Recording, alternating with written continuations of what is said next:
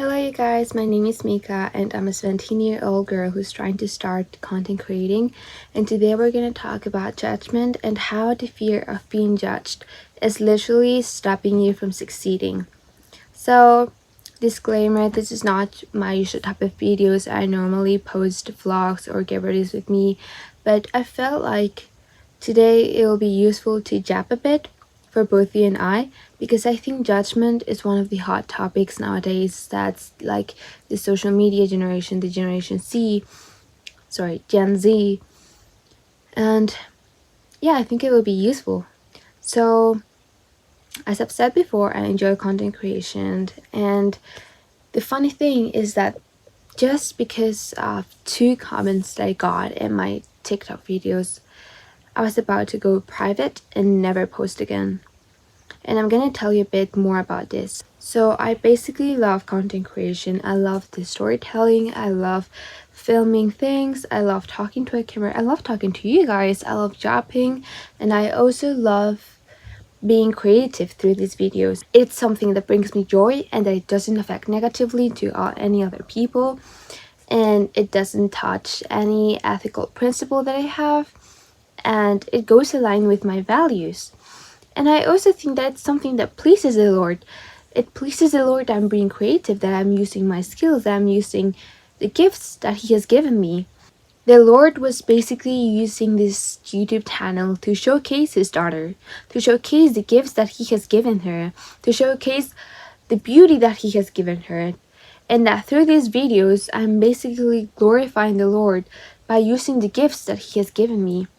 And it pleases Him. So making these YouTube videos, making content, is basically something that brings me joy, that connects to my values, that connects to my ethical principles. And it's something that I'm proud of doing. So 2 days ago, I published a video in TikTok, and let me tell you that it's not the healthiest place. I mean, it's full of toxic people. You already know that. And 2 people from my previous school wrote a couple of comments in one of my TikTok videos, and they were basically saying like, they didn't tell this literally, but it was the intention that they had behind what they had written. So I was basically filming a vlog about 10 things worth telling about my 16th, I think, and one of these people wrote me like, hey, you were born in this hospital. And at the beginning, I didn't know what he was trying to tell me, and I was like a bit freaked out first that they had found my account, and then after thinking about this comment, I found out that they were basically telling me that, oh, why are you posting these videos if you're just this low in life? And another comment that another one of these 2 people left was like, you spend the summer in this beach. And after thinking about it, I think that what he was trying to tell me was that because this beach is like where most of the people in Madrid go, and I think he was telling me that don't be so snooty in these videos when you just go to this place in summer and you don't go to other places. And they were basically trying to mock me and trying to bring me down, trying to tell me that, hey, you're a brat, stop posting these videos, you're being too snooty in these videos. And it did affect me. At least 2 people from my previous school, I had a big issue with them, with their friend group, because I had, like, I'm not gonna tell you the whole story, but I had a big problem with these people, and they commenting in my post really made me more sensitive, because I knew that they were from this friend group that I was in before, but because of this big issue, I wasn't anymore. Receiving these hateful comments that, hey, stop posting these videos about you being so glamorous in your day-to-day, when in reality you're just this low in life. And it made me feel really insecure, it made me feel really judged, and it made me feel embarrassed. Because honestly, I know that you don't have to listen to comments of other people, but it did make me sad. I'm gonna tell you this. It did make me insecure. It made me feel embarrassed about my own content that I had filmed, and it made me scared of other people finding out about my account, of it spreading in my previous school. And I was feeling frightened, and I was about to go private so that no one else could see these videos, and so that no one of these former friend group that I was in could find my account, so that they could see that I'm filming these videos. Because I know that there's nothing wrong with filming videos, but you know the feeling when you upload a video and you feel like secondhand embarrassment? Well, it became 10 times worse, and I realized that people from this friend group could reach to me through these videos, and I was scared.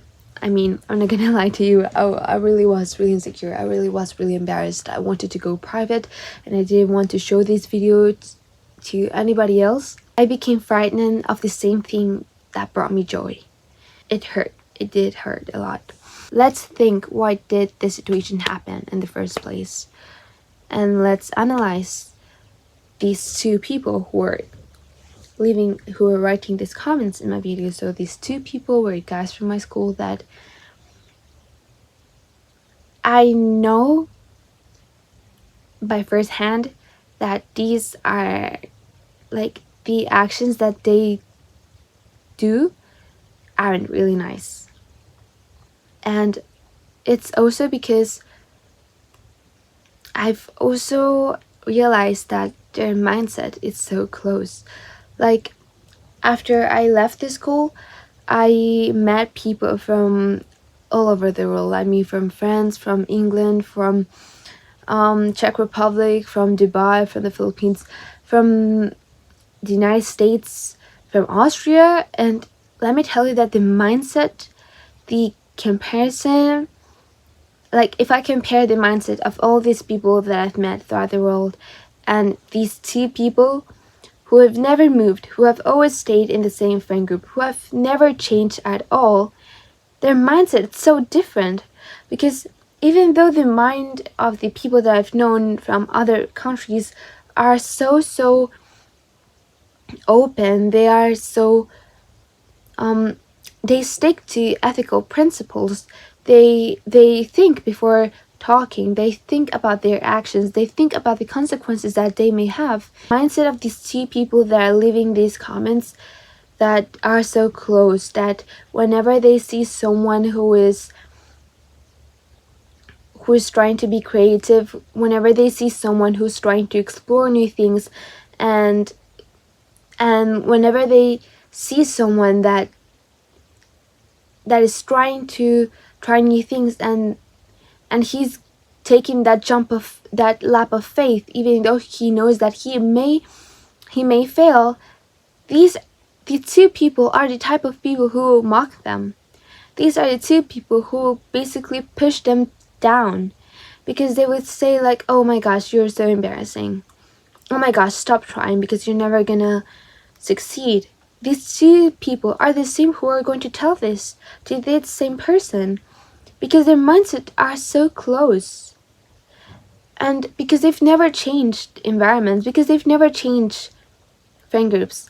They've always stick with the same people, with the same toxic people that the society has coping mechanisms, and whenever the environment is toxic, everyone inside of there is designed to be toxic as well. So these two people who've stayed in the same environment, in the same toxic environment, their mindset is so closed, and it doesn't compare with the mindset of other people abroad. And it's not the fault of their own being, but it's the fault of the environment. I mean, unless you realize, unless you're conscious about who you are surrounded with, what you are surrounded with, you're never gonna change. And it's the same that's happening to them. The environment in my previous school had this behavior that they would push down anyone who, as I've said before, they would push down anyone who is basically trying new things, trying to explore their interests, trying new hobbies. Every time that the people from my previous school would see people like this, they will basically try to push them down. And they will basically criticize people when they did something apart from what was normal in the environment. And whenever they saw someone that was basically following a different behavior than them, they will automatically in their heads think that, oh my gosh, this person has to be banned. This person has to be pushed down because they're not the same as the people in the environment. And that's basically how their mindset is. And it is so closed. And that's why when they were watching my videos, they were thinking like, oh my gosh, she's doing this. She's doing something that we've never done before. We should totally push her down because this is opposite to the environment that we're in. So we should push her down so that the environment we're in will be the only place that we will be in, because that's their comfortable place, that's their safe place. And whenever they see someone that's threatening this safe place, this environment, they push them down. I also feel pity for them because they've never changed environments and they're still unconscious about this toxic environment that they're surrounded with. But I'm sure that one day, when they go out and when they explore new environments, when they see new people, when they see new places, when they see how different the culture is in there, I'm 100% sure that they will get conscious in their head and they will think like, oh my gosh, this is so different as how I used to do things before. Like back in Spain, people are toxic to one another. And when they're conscious about that fact, it is going to be in their hands if they want to change or not. And it is up to them. It's up to them if they want to keep on with this closed mindset, or if they want to improve their mindset. I know that God has these plans for me that He has already designed, and I'm following them. And whenever Satan would see a child of God following their plans, he's not going to stay there and just be quiet. He's obviously going to go and try to push them down, trying to sabotage them. He's going to try to hinder the plans that God has for us because he's threatened. He's afraid of the great things that God has stored for us, and he is afraid. And he wants to push you down so that it doesn't happen. And that's why he's constantly trying to hinder God's plan, trying to sabotage you. But you know what? When Satan sabotages you, God is gonna be also next to you, telling you that it's okay, that you just need to trust in Him. You know what happened before filming this video, which is quite interesting? It's that in the living room we have a cabinet, and in this cabinet we have cups made of glass. So I opened the door of the cabinet and I was with my phone in the other hand, so obviously I was distracted. I wasn't paying attention to that. When I opened the cabinet, a cup of glass literally fell onto my leg. The astonishing thing is that I didn't get a single cut. Like, my leg was intact. I was seeing my leg, checking if I had any wound, but I didn't. And this reminded me that God is really protecting you, and that even when Satan is trying to sabotage your plans, God is always with you, protecting you.